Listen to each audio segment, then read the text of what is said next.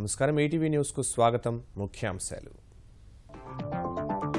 శాస్త్ర సాంకేతిక పరిజ్ఞానంతో పేదరికాన్ని రూపుమాపండి భావి శాస్త్రవేత్తలకు ప్రధాని మోదీ పిలుపు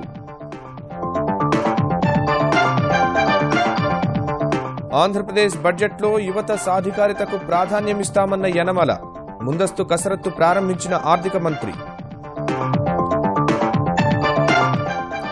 జిల్లాల సమగ్ర అభివృద్ధి ప్రతిబింబించేలా తెలంగాణ బడ్జెట్ రూపకల్పన సూక్ష్మ ప్రణాళికలు సిద్ధం చేస్తున్న అధికారులు అమరావతి ప్రాంత అభివృద్ధికి చకచకా పనులు మౌలిక వస్తుల కల్పనపై దృష్టి సారించిన ఏపీ ప్రభుత్వం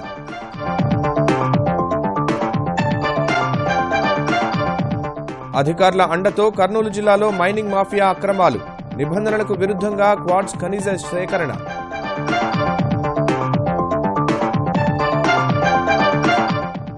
సమాజ్వాదీ పార్టీ అంతర్గత పోరులో కీలక మలుపు ఎన్నికల్లో గెలిస్తే అఖిలేషే ముఖ్యమంత్రి అన్న ములాయం పార్టీ ఐక్యంగా ఉందని వెల్లడి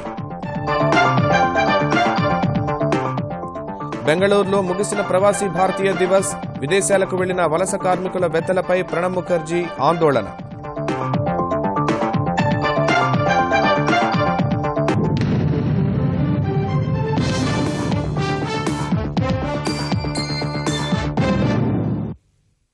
శాస్త్ర సాంకేతిక పరిజ్ఞానాన్ని ఉపయోగించి పేదరికాన్ని దూరం చేయాలని ప్రధాని నరేంద్ర మోదీ భావి శాస్త్రవేత్తలకు పిలుపునిచ్చారు. గుజరాత్లోని అహ్మదాబాద్లో నోబెల్ పురస్కార ప్రదర్శన ప్రారంభించిన మోదీ ఉపాధి అవకాశాలు ఎక్కువగా లభించాలంటే విద్యార్థులు శాస్త్ర సాంకేతిక జ్ఞానాన్ని పెంచుకోవాలని సూచించారు. ఆ దిశగా తమ ప్రభుత్వం చర్యలు చేపడుతోందని వెల్లడించారు.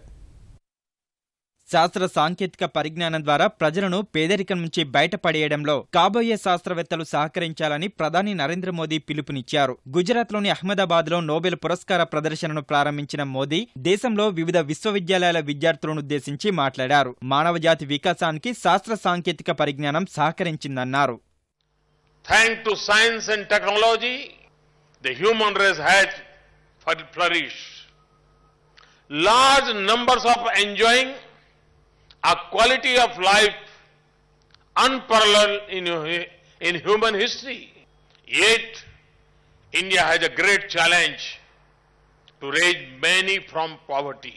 You will be scientists soon and must not neglect this challenge.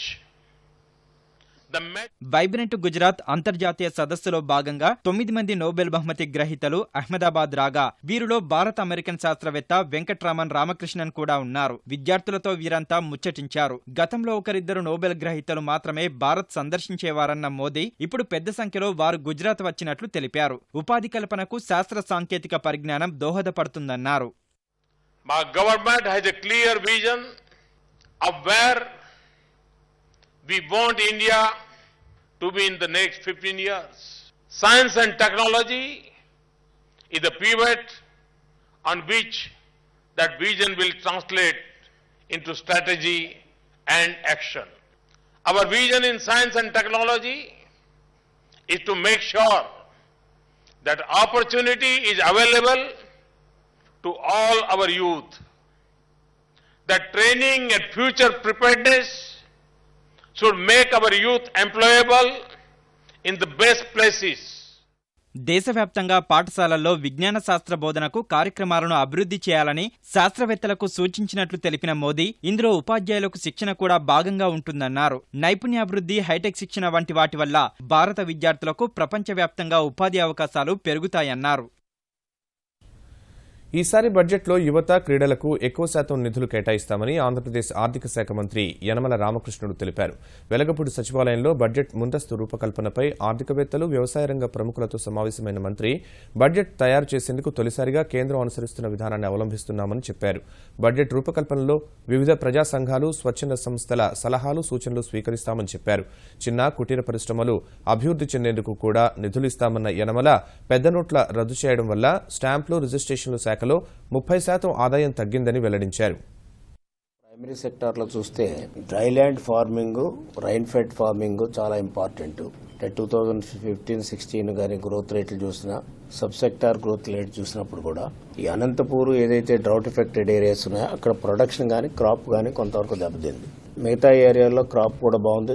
దాదాపు దగ్గర 25%, అరౌండ్ 25% అగ్రికల్చర్ గ్రోత్ రేట్ వచ్చింది. అయితే గ్రౌండ్ నెట్ బాగా దెబ్బతింది. అనంతపూర్లో ట్రై చేసాం కానీ, రైన్ గన్స్ ఇవన్నీ పెట్టి ట్రై చేసాం కానీ, సో 100% కూడా మనం కొంతవరకు కూడా సేవ్ చేయలేకపోయాం. జిల్లాల సమగ్ర అభివృద్ధిని ప్రతిబింబించేలా బడ్జెట్ను రూపొందించేందుకు తెలంగాణ ప్రభుత్వం చర్యలు తీసుకుంటోంది. Know your district, plan your district పేరిట జిల్లాల వారీగా క్షేత్రస్థాయి పరిస్థితుల ఆధారంగా సూక్ష్మ ప్రణాళికలను సిద్దం చేస్తున్నారు. గతంలో చేపట్టిన మన ఊరు మన ప్రణాళికతో పాటు గ్రామజ్యోతి ప్రణాళికలను కూడా పరిగణలోకి తీసుకుంటున్నారు. 2017-18 సంవత్సరానికి బడ్జెట్లో నిధుల కేటాయింపు కోసం ఆయా శాఖలు ఈ నెల 16లోపు ఆర్థిక శాఖకు ఆన్లైన్లో ప్రతిపాదనలు సమర్పించాల్సి ఉంది. కొత్త జిల్లాల ఏర్పాటు, ఆయా ప్రాంతాల అవసరాలు, వనరులు వేరువేరుగా ఉన్నందున ఒకే తరహా ప్రణాళిక సరికాదని ప్రభుత్వం భావిస్తోంది. ఆయా జిల్లాలకుండే ప్రత్యేకతల ఆధారంగా ప్రణాళిక రూపకల్పన చేస్తే సత్వర ఫలితాలు ఉంటాయని విశ్వసిస్తోంది. ముఖ్యమంత్రి కేసీఆర్ ఇప్పటికే జిల్లా కలెక్టర్లతో సమావేశమై ఆ మేరకు దిశానిర్దేశం చేశారు. దళిత, గిరిజన ఉప ప్రణాళికలపై ప్రత్యేకంగా దృష్టి పెట్టాలని, వారి జనాభాకు అనుగుణంగా ప్రతిపాదనలు సిద్దం చేయాలని ప్రణాళిక శాఖ స్పష్టం చేసింది. అమరావతి ప్రాంత అభివృద్ధికి చకచకా అడుగులు పడుతున్నాయి. రాజధాని కేంద్ర ప్రాంత నిర్మాణానికి టెండర్లు పిలవడంతో పాటు ఆ పరిధిలోని 29 గ్రామాల్లో మౌలిక వస్తుల కల్పనపై ఆంధ్రప్రదేశ్ ప్రభుత్వం దృష్టి సారించింది. భవన నిర్మాణాలు మొదలయ్యే సమయానికి సీడ్ యాక్సెస్ రోడ్ను అందుబాటులోకి తెచ్చే ప్రణాళికతో సిఆర్డీఏ ముందుకెడుతోంది. రాజధాని ప్రాంత అభివృద్ధిపై ఆయా గ్రామాల ప్రజలకు భరోసా కల్పించేలా అభివృద్ధి చేసిన భూమిని అప్పగించే కార్యక్రమానికి సిఆర్డీఏ అధిక ప్రాధాన్యమిస్తోంది. తుళ్లూరు మండలంలో 1-2 గ్రామాలు మినహా అన్ని చోట్ల ప్లాట్ల కేటాయింపు ప్రక్రియ పూర్తయింది. ముందుగా ప్లాట్లు కేటాయించిన నేలపాడులో కొత్తగా వేసిన లేఅవుట్లో రోడ్ల నిర్మాణం కూడా పూర్తవుతోంది. అభివృద్ధి కార్యక్రమాల కోసం రాజధాని పరిధిలోని ఒక్కో గ్రామానికి 25 లక్షల చొప్పున నిధులు కేటాయించారు. అదనంగా ప్రతి గ్రామానికి మరో 25 లక్షల ఉపాధి హామీ నిధులను జోడించనున్నారు. జనవరి 4వ వారం నాటికి వెలగపూడిలో ఆంధ్రప్రదేశ్ శాసనసభ భవనాల నిర్మాణం పూర్తవుతుందని పురపాలక మంత్రి నారాయణ పేర్కొన్నారు. పనులు శరవేగంగా సాగుతున్నాయన్న ఆయన ఎరుపు, హరిత రంగుల్లో మ్యాట్ ఫ్లోరింగ్ ఉంటుందని స్పష్టం చేశారు. సచివాలయంలోని 2వ భవనంలో నిర్మిస్తున్న పురపాలక శాఖ కమాండ్ కంట్రోల్ రూమ్ నిర్మాణ పనులను నారాయణ పరిశీలించారు. సీఎం గారు సెంట్రల్ కమాండ్ టోటల్ వారికి వస్తుంది. అసెంబ్లీ పనులు వేగవంతంగా జరుగుతున్నాయి.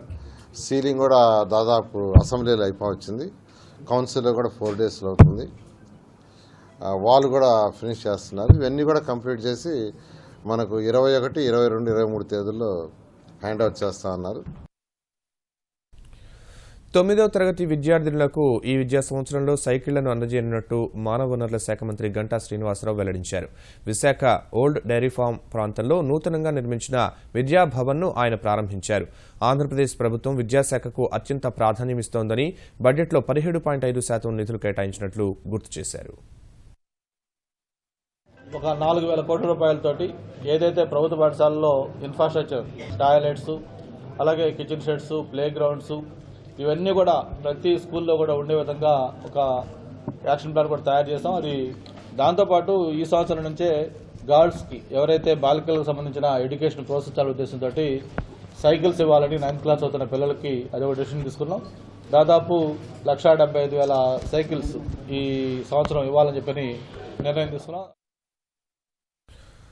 బీసీ విద్యార్థులకు ఆర్థిక సహకారం అందించేందుకు తెలంగాణ బీసీ సంక్షేమ శాఖ మహాత్మా జ్యోతిబా పూలే బీసీ విదేశీ విద్యా నిధి పేరిట కొత్త పథకాన్ని ప్రారంభించింది. డిగ్రీ పూర్తి చేసి అర్హులైన విద్యార్థులు విదేశాల్లో ఉన్నత విద్య అభ్యసించేందుకు ఈ నిధి ద్వారా ఆర్థిక సహకారం అందించనున్నారు. ఈ నెల 16 నుంచి ఈ పథకం ప్రారంభం కానుంది. గ్రామీణ ప్రాంతాల్లో 1,50,000, పట్టణాల్లో 2 లక్షల రూపాయలకు మించకుండా వార్షిక ఆదాయం కలిగి 30 సంవత్సరాల లోపు వయసున్న వారు ఈ పథకానికి దరఖాస్తు చేసుకోవచ్చు. 60% మార్కులు సాధించిన బీసీ విద్యార్థులు అర్హులని బీసీ సంక్షేమ శాఖ కమిషనర్ తెలిపారు. ఈ నెల 11వ తేదీన ఉదయం 11 గంటల నుంచి ధ్రువపత్రాలు పరిశీలిస్తారు. 12వ తేదీన విద్యార్థుల ఎంపిక నిర్వహిస్తారు. కర్నూలు జిల్లా డోన్లో మైనింగ్ మాఫియా రెచ్చిపోతోంది. నిబంధనలకు విరుద్ధంగా కోట్ల రూపాయల విలువైన క్వార్ట్జ్ అక్రమ వ్యాపారాన్ని సాగిస్తోంది. గనుల శాఖ అధికారుల సహకారంతో సాగుతున్న ఈ దందాపై ఈటీవీ ప్రత్యేక కథనం. క్వార్ట్జ్ ఖనిజాన్ని ఇనుము, ఉక్కు తయారీలో ఉపయోగిస్తారు. నిబంధనల ప్రకారం ప్రభుత్వం నుంచి లీజుకు తీసుకున్న గనుల్లో ఈ ఖనిజాన్ని తవ్వితీయాలి. కాని కర్నూలు జిల్లా డోన్లో మైనింగ్ మాఫియా అక్రమాలకు తెగబడుతోంది. ఓ క్రషింగ్తో ప్రారంభమైన ఈ మాఫియా ఇప్పుడు 3 పరిశ్రమలుగా విస్తరించింది. కళ్ల ముందే నిబంధనలు ఉల్లంఘిస్తున్నప్పటికీ అధికారులు చోద్యం చూస్తున్నారు. డోన్తో పాటు అనంతపురం, బళ్ళారి ప్రాంతాల్లో క్వార్జ్ ఖనిజ నిల్వలు భారీగా ఉన్నాయి. డోన్ పట్టణం, మల్యాల రైల్వే స్టేషన్ సమీపంలో క్వార్జ్ క్రషింగ్ కంపెనీలు వెలిశాయి. ఈ గనుల అనుమతులు తీసుకున్న మాఫియా అక్కడ ఎలాంటి తవ్వకాలు చేపట్టలేదు. తవ్వకాలు చేస్తున్నట్లు రాయల్టీ అనుమతులు మాత్రం తీసుకున్నారు. వీటి ఆధారంగా పొలాలు, అటవీ ప్రాంతంలో యథేచ్ఛగా తవ్వేస్తున్నారు. అక్రమంగా సేకరించిన ఖనిజాన్ని క్రషింగ్లో ముక్కలు చేసి మల్యాల రైల్వే స్టేషన్ నుంచి కర్ణాటకలోని ప్రైవేటు ఉక్కు పరిశ్రమకు తరలిస్తున్నారు. రాయల్టీలను జారీ చేసిన గనుల శాఖ అధికారులు తవ్వకాలు జరుగుతున్నాయా లేదా అని కనీసం పరిశీలించకపోవడం గమనార్హం.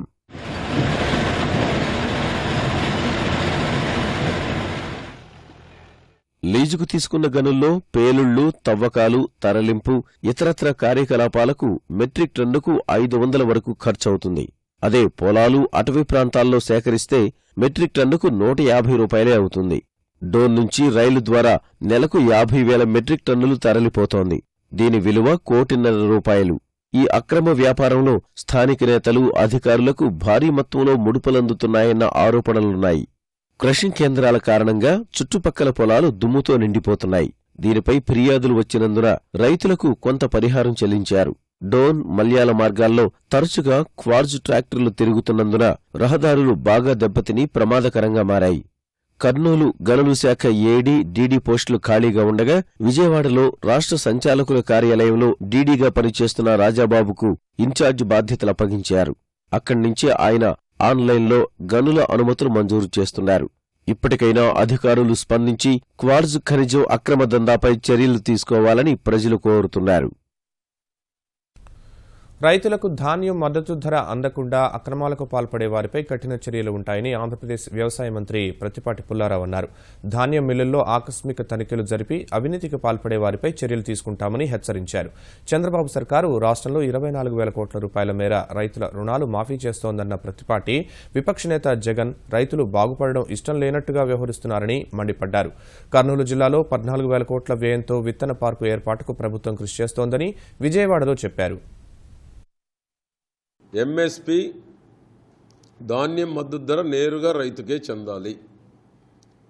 ఎక్కడ రైస్ మిల్లింగ్ చేసేటువంటి వాళ్ళు మిల్లర్లు ఎక్కడ రైతును మభ్యపెట్టి ఎంఎస్పి అందకుండా చేస్తే క్రిమినల్ కేసులు కూడా పెడతాం, అరెస్టులు కూడా చేస్తాం. 1,510 రూపాయలు రైతుకు చెందాలి, 1,470 రూపాయలు రెండో వెరైటీకి రైతుకే చెందాలి. డిజిటల్ లావాదేవీలు నిర్వహించే వారికి ప్రోత్సాహకాలు అందించేందుకు విజయవాడ ఇందిరాగాంధీ మైదానంలో డిజిధన్ మేళాను ప్రారంభించామని ఆంధ్రప్రదేశ్ జలవనరుల శాఖ మంత్రి దేవినేని ఉమామహేశ్వరరావు తెలిపారు. 2 రోజుల పాటు జరిగే ఈ మేళాలో 80 స్టాళ్లు ఏర్పాటు చేశామన్న ఆయన కేంద్ర ప్రభుత్వం దేశంలోని 100 నగరాల్లో ఈ మేళాను నిర్వహిస్తుండగా ఏపీలో విజయవాడను ఎంపిక చేసినట్లు వివరించారు. నగదు రహిత లావాదేవీలకున్న అవకాశాలు, ప్రభుత్వ శాఖలు, బ్యాంకులు, ప్రైవేట్ సంస్థల పరిధిలో ఈ లావాదేవీలు ఎలా జరుగుతున్నాయనే విషయాలను వివరించేలా స్టాళ్లు ఏర్పాటు చేశామని తెలిపారు. ఆధార్ నంబర్తో కొత్త ఖాతా ప్రారంభించడం, ఖాతాకు ఆధార్ను అనుసంధానం చేయడం వంటి సేవలు ఇక్కడ అందిస్తారని మంత్రి చెప్పారు. 80 స్టాల్స్ కేంద్ర రాష్ట్ర ప్రభుత్వాలు రెండు కూడా కలిసి బ్యాంకర్స్ పెద్ద ఎత్తున ప్రజల్లో, మహిళల్లో చైతన్యం తీసుకురావాలి. ఆధార్ బేస్డ్ కానివ్వండి, మొబైల్ బేస్డ్ కానివ్వండి, ఏ అయితే గ్రామ స్థాయిలో, విలేజ్ స్థాయిలో ఇవాళ ఆర్టీసీ బస్ దగ్గర ఇవాళ ఏపీఎస్ఆర్టీసీ 17% క్యాష్లెస్ వెళ్ళింది. లెస్ క్యాష్ ట్రాన్సాక్షన్స్ చేయాలి. క్యాష్లెస్ ట్రాన్సాక్షన్స్ పెద్ద ఎత్తున ప్రోత్సహించాలని ముఖ్యమంత్రి చంద్రబాబు నాయుడు గారు ఆంధ్రప్రదేశ్ రాష్ట్రం దేశానికి ఆదర్శంగా ఉంది. దేశానికి ముఖ్యమంత్రి గారు ఆదర్శంగా ఉన్నారు. ఆంధ్రప్రదేశ్ ముఖ్యమంత్రి చంద్రబాబు నాయుడు నెల్లూరు జిల్లాలో పర్యటించనున్నారు. గూడూరు మండలం చెన్నూరులో జన్మభూమి మా ఊరు కార్యక్రమంలో పాల్గొంటారు. చెన్నై నుంచి హెలికాప్టర్లో మధ్యాహ్నం చెన్నూరు చేరుకోనున్న చంద్రబాబు స్థానిక జన్మభూమి కార్యక్రమంలో పాల్గొని ప్రజా సమస్యలు అడిగి తెలుసుకుంటారు. నగదు రహిత లావాదేవీల ప్రయోజనాలను ప్రజలకు వివరిస్తారు. జిల్లాలో ప్రభుత్వ పథకాల అమలు తీరు, కావలసిన నిధులపై అధికారులు, ప్రజాప్రతినిధులతో చర్చిస్తారు.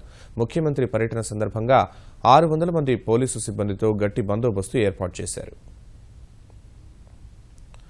విద్యార్థుల్లోని ఔత్సాహిక ఆలోచనలకు అండగా నిలబడ్డప్పుడే దేశంలో స్టార్టప్ ఎకో విధానం అభివృద్ధి చెందుతుందని తెలంగాణ ఐటీ పరిశ్రమల శాఖ మంత్రి కేటీఆర్ అన్నారు.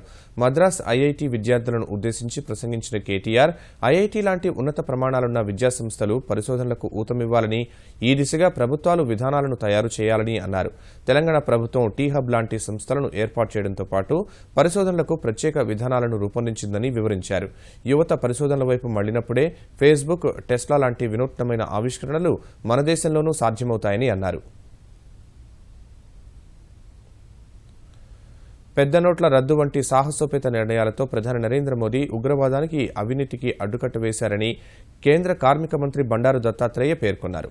ప్రజలకు మేలు చేకూర్చే ఎన్నో పథకాలు రూపొందించారని ఆయన గుర్తు చేశారు.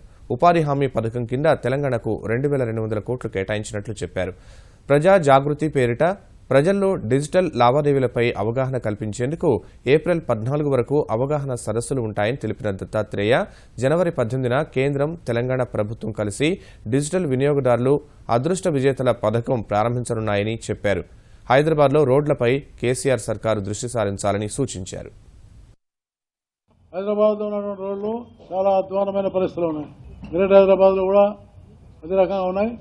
కాబట్టి దాని మీద ప్రభుత్వం ఏదైతే మాట ఇచ్చిందో ఈ నగరంలో ఉన్న రోడ్లన్నీ మేము పరుపులాగా చేస్తామన్నారు.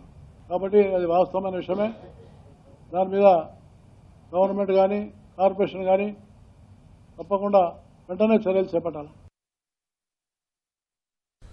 ఉద్యమ కాలంలో విద్యార్థులను చోదక శక్తిగా ఉపయోగించుకున్న కేసీఆర్ ఇప్పుడు విద్యార్థుల చదువులు ప్రభుత్వానికి భారమన్నట్లుగా వ్యవహరిస్తున్నారని తెలుగుదేశం పొలిట్ బ్యూరో సభ్యుడు రేవూరి ప్రకాష్ రెడ్డి విమర్శించారు.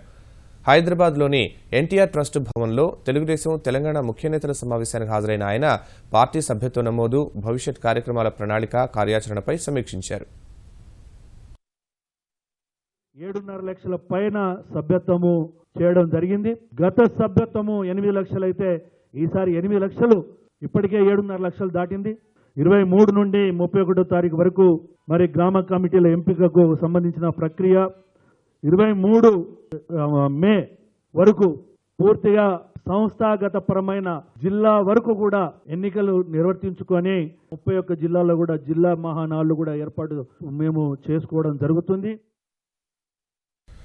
హైదరాబాద్ ఉస్మానియా విశ్వవిద్యాలయ శతాబ్ది ఉత్సవాలు ఏప్రిల్ 26 నుంచి ఏడాది పాటు నిర్వహించనున్నట్లు తెలంగాణ ఉప ముఖ్యమంత్రి కడియం శ్రీహరి తెలిపారు. 26 నుంచి 3 రోజుల పాటు జరిగే ప్రారంభోత్సవాలకు తొలి రోజు రాష్ట్రపతి ప్రణబ్ ముఖర్జీ, రెండవ రోజున కేంద్ర పర్యావరణ మంత్రి ప్రకాష్ జవడేకర్, మూడవ రోజున కేంద్ర శాస్త్ర సాంకేతిక మంత్రి హర్షవర్ధన్ను ఆహ్వానిస్తున్నామన్న కడియం, ఏడాది ఉత్సవాల్లో తెలంగాణ సంస్కృతి, సాహిత్యానికి పెద్దపీట వేస్తూ నిర్వహిస్తామన్నారు. ఒప్పంద అధ్యాపకుల సమ్మెపై తీవ్ర ఆగ్రహం వ్యక్తం చేసిన కడియం, ఆందోళన విరమించకుంటే కఠిన చర్యలు తప్పవన్నారు. మీరు రాజకీయంగా కొంతమంది కొన్ని సెక్షన్స్ ప్రొవోక్ చేస్తున్నట్టుగా మా దృష్టికి వచ్చింది. ప్రొవోక్ చేసే పార్టీలు కూడా నాకు తెలుసు. కాబట్టి ఇట్లా కనుక చేస్తే మరి మీరు విద్యార్థుల యొక్క భవిష్యత్తును దృష్టిలో పెట్టుకోకుండా, మీ సర్వీసెస్ రెగ్యులరైజ్ చేస్తున్న ప్రభుత్వం యొక్క విజ్ఞప్తిని కూడా దృష్టిలో పెట్టుకోకుండా తొందరపడినట్లయితే అవసరమైతే చర్యలు కూడా తీసుకోవాల్సి వస్తుంది. యూఆర్ ఓన్లీ కాంట్రాక్ట్ లెక్చరర్స్, మర్చిపోవద్దు. దేశ ప్రగతికి ప్రవాస భారతీయులు తమ నైపుణ్యాన్ని సోపానాలుగా మలచాలని రాష్ట్రపతి ప్రణబ్ ముఖర్జీ పిలుపునిచ్చారు. బెంగళూరులో జరిగిన 14వ ప్రవాస భారతీయ దివస్ ముగింపు వేడుకల్లో ప్రసంగించిన ఆయన గల్ఫ్లో ఇబ్బందులు పడుతున్న భారతీయులను ప్రవాస భారతీయులు ఆదుకోవాలని పిలుపునిచ్చారు. అంతకుముందు విదేశాల్లో ప్రధాని మోదీ భారత విదేశాంగ విధానంపై చేసిన ప్రసంగాలున్న పుస్తకాలను రాష్ట్రపతి ఆవిష్కరించారు. వివిధ రంగాల్లో కృషి చేసిన 30 మంది ప్రవాస భారతీయులకు ప్రవాస భారతీయ సమ్మాన్ పురస్కారాలను ప్రదానం చేశారు.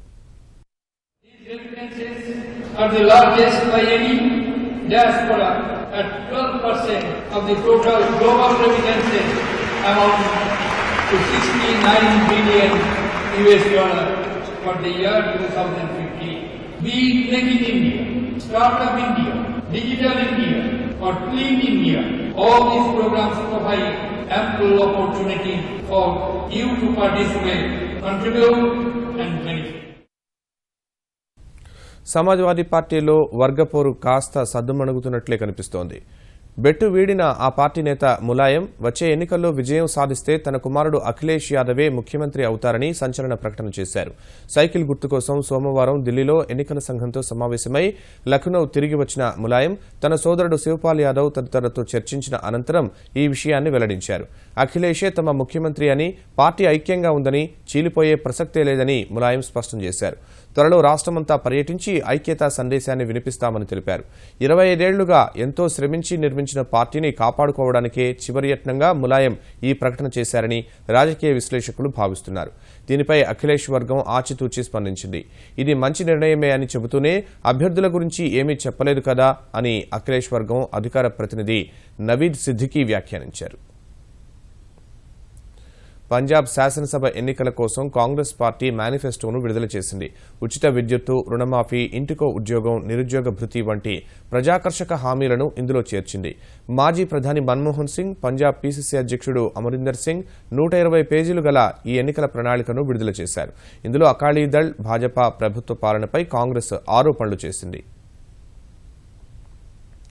మహారాష్ట్రలో జరిగిన పురపాలక ఎన్నికల్లో అతిపెద్ద పార్టీగా భాజపా అవతరించింది. 4వ దశ ఎన్నికలు జరిగిన 244 స్థానాల్లో 100 స్థానాలను సొంతం చేసుకుంది. 7 చోట్ల పురపాలక సంఘ అధ్యక్ష స్థానాలను గెలుచుకుంది. అన్ని దశల్లో ఎన్నికలు పూర్తి కాగా మొత్తం 1190 కౌన్సిలర్లను, 71 పురపాలక అధ్యక్ష పదవులను గెలుచుకుని భాజపా అగ్రస్థానంలో నిలిచింది. 952 స్థానాలతో కాంగ్రెస్ 2వ స్థానంలో ఉంది. 812 స్థానాలతో ఎన్సీపీ 3వ స్థానంలోనూ, 598 స్థానాలు గెలుపొంది శివసేన 4వ స్థానంలో ఉన్నాయి. హర్యానాలోని ఫరీదాబాద్ పురపాలక సంఘం ఎన్నికల్లో భాజపా విజయం నోట్ల రద్దు నిర్ణయాన్ని ప్రజలు ఆమోదించారనడానికి నిదర్శనమని పార్టీ జాతీయ అధ్యక్షుడు అమిత్ షా వ్యాఖ్యానించారు.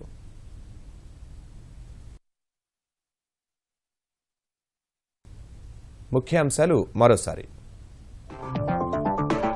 శాస్త్ర సాంకేతిక పరిజ్ఞానంతో పేదరికాన్ని రూపుమాపండి, భావి శాస్త్రవేత్తలకు ప్రధాని మోదీ పిలుపు.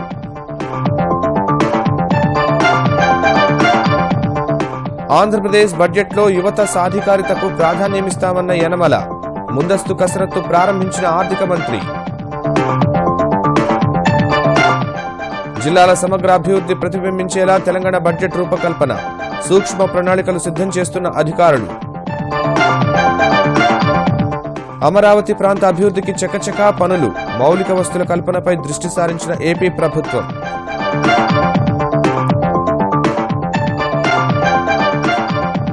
అధికారుల అండతో కర్నూలు జిల్లాలో మైనింగ్ మాఫియా అక్రమాలు, నిబంధనలకు విరుద్ధంగా క్వాడ్స్ ఖనిజ సేకరణ.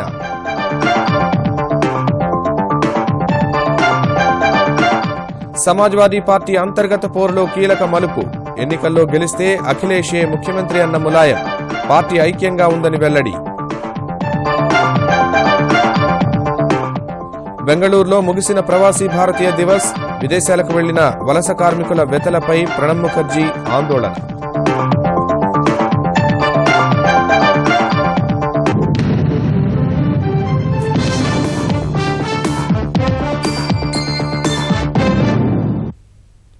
ఈటీవీ న్యూస్ సమాప్తం. నమస్కారం.